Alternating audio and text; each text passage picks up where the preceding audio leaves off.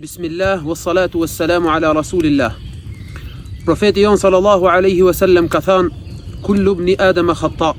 Të gjithë bijtë e Ademit janë gjunaqar. Na mëson profeti sallallahu alaihi wasallam në këtë hadith se të gjithë bijtë e Ademit janë të prirur për të rënë gjuna. Lidhja jon me gjunahun është e pashmangshme. Patjetër çdo njeri do bëjë gjuna. Dhe kjo është një problematik për cilën profeti sallallahu alaihi wasallam na ka dhënë ilaçin dhe zgjidhjen në plotësimin e hadithit. Thot profeti sallallahu alaihi wasallam në plotësim të hadithit të mëparshëm: wa khayrul khata'ina at-tawwabun.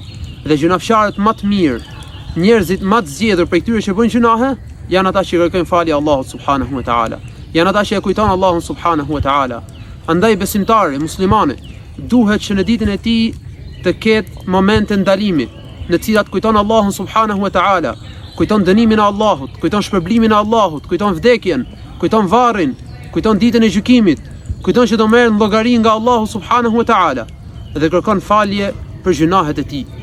Allahu subhanahu wa taala na këshillon duke thënë: ya ayyuhalladhina amanu tubu ila Allahi tawbatan nasuha.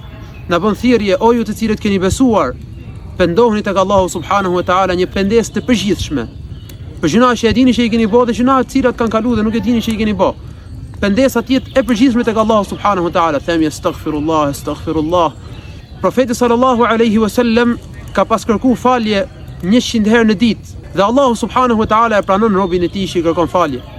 Thot Allahu subhanahu wa taala në surën Az-Zumar: "Qul ya ibadiy alladhina asrafu ala anfusihim la taqnatu min rahmatillah inna Allaha yaghfiru adh-dhunuba jami'a."